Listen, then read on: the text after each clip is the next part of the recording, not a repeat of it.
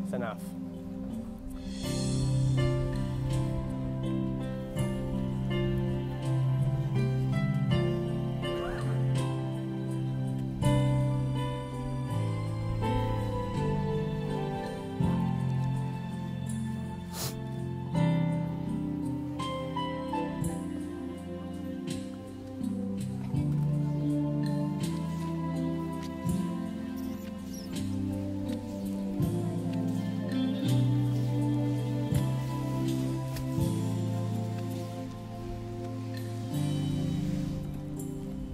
So go ahead and do that. Why don't you start?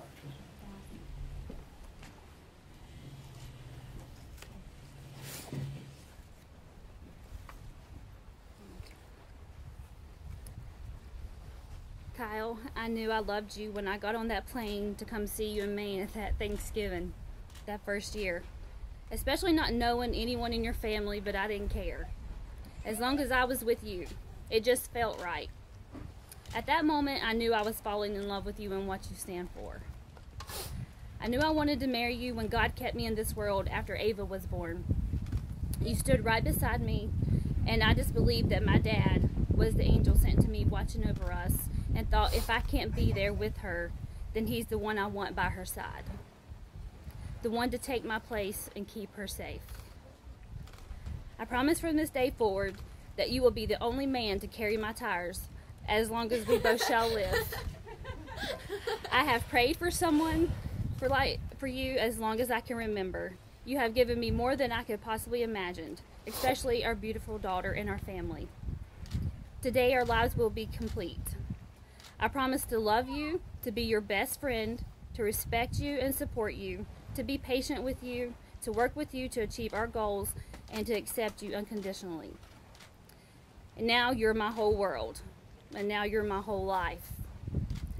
He said, I love the way you make me smile. But most of all, I love you. I look forward to every day we have together, and I'm ready and willing to take many trips down Tilly Lane with you. These are my vows that I pledge to you.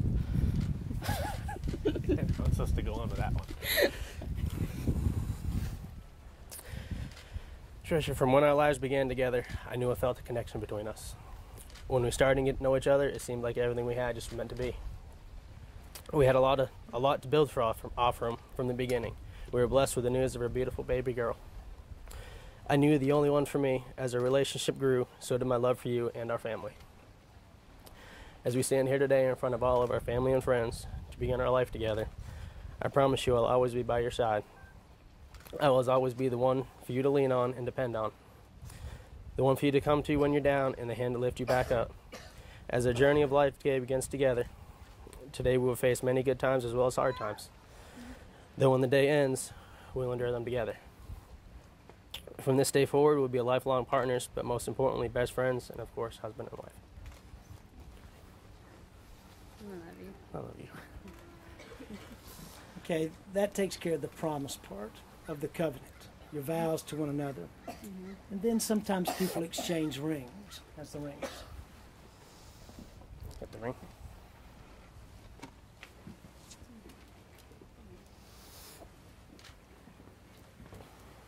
One of the reasons that we exchange rings, it's symbolic of something that God is doing, bringing two lives together to be one.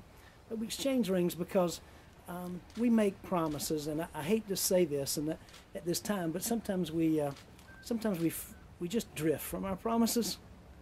Okay, it just, the truth is you won't always feel as warm towards each other as you feel right now.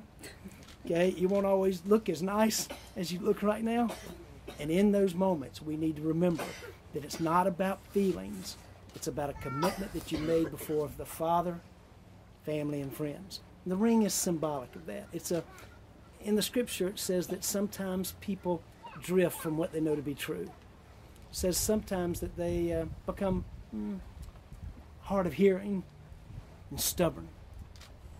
And sometimes it says that they just don't pay close enough attention. That's in the book of Hebrews, chapter 2, 3, and 5. A ring is symbolic there to say on those days you look down and you go, God did something supernatural here. In the Old Testament, they would stain a rock or change the name of a location when God did a miracle. They'd pour oil on the rock, and they'd pour it on the side of the hillside until the oil had all seeped down inside of the rock and left a stain. And when people walked by, they'd say, what happened here? And they would explain. That's what the ring is. What happened here today? You look at the ring. Okay, so Kyle, I want you to place this finger. I want you to say this. I give you this ring. I give you this ring. Wear it with joy. Wear it with joy. I choose you to be my wife this day. I choose you to be my wife on this day. I give you this ring. I give you this ring as a symbol of my love and faithfulness. as a symbol of my love and faithfulness. I choose you to be my husband this day. I choose you to be my husband this day. You know, there are a lot of things that we use today to sort of define love, but there's not a better description of love anywhere, in songs, poems, even in the relationships of history. There's not a better definition of love than is found in 1 Corinthians 13. So let's listen to the words of that.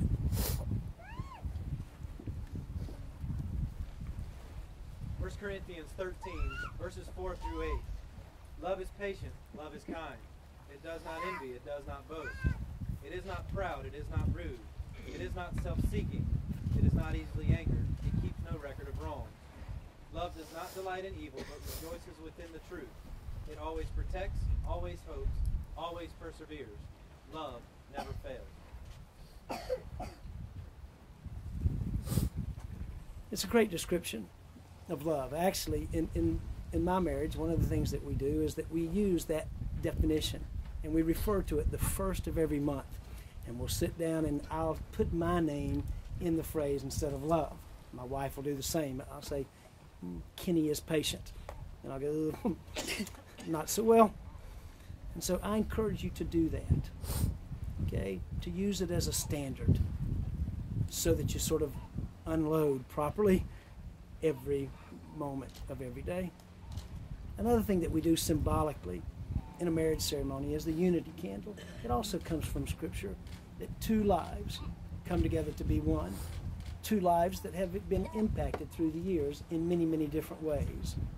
Family and friends, circumstances, situations, people that have already gone to be with the Father, that have invested in your lives and brought to this point. So we take those two lights, bring them together to be one.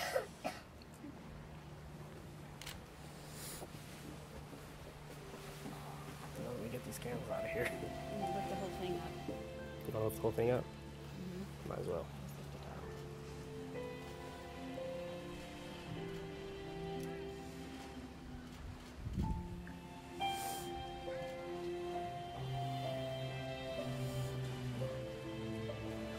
It's staying? Okay. It didn't stay lit. That's fine. It's like, oh, it didn't. Yeah, it is. No, it's lit. Yeah, we're good. Let's get that. You good?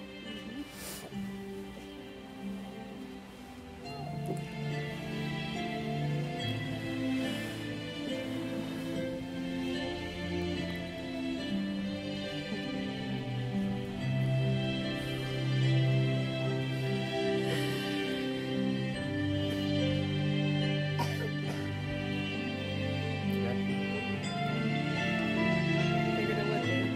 Yeah, whatever.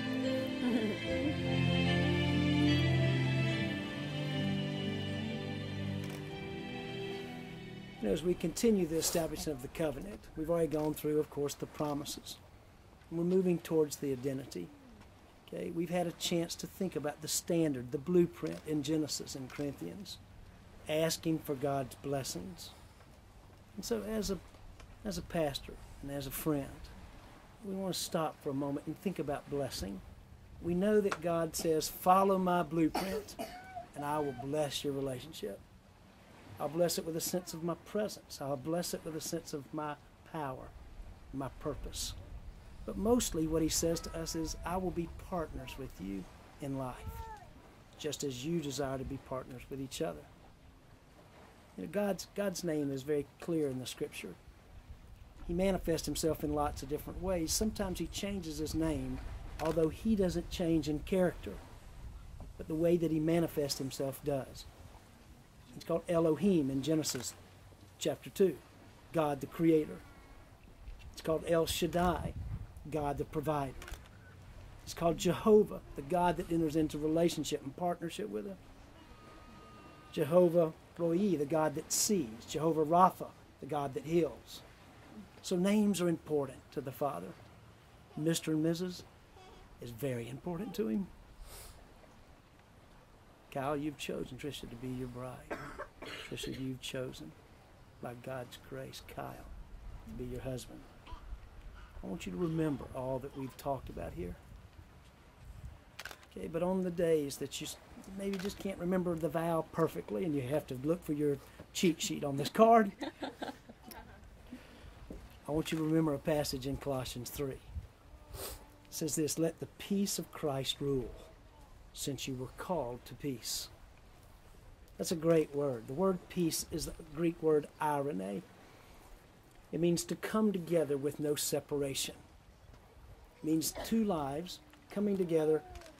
Well, it's you know, in the racing industry, a lot of the teams use wraps now instead of painting their car.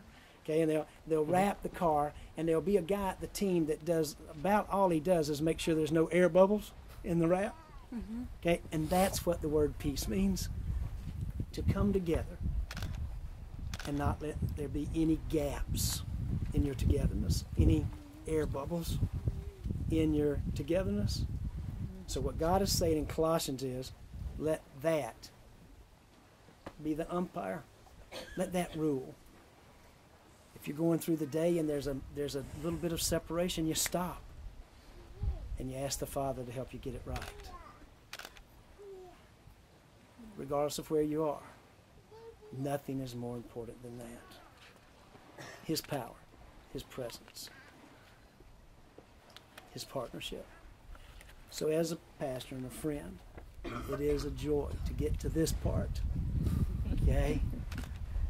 After hearing your desires, after listening to your vows, and watching you exchange rings, after establishing that it is your desire to follow the blueprint and ask for God's blessing, I want to say to you that you are man and wife. And I want you to understand that what God has brought together, don't let anything ever separate that. Let the peace rule. Now, for the very, very first time, you can kiss as husband and wife.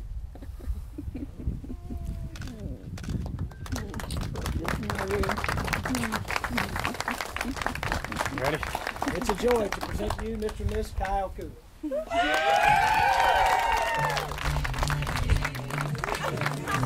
I'll stop.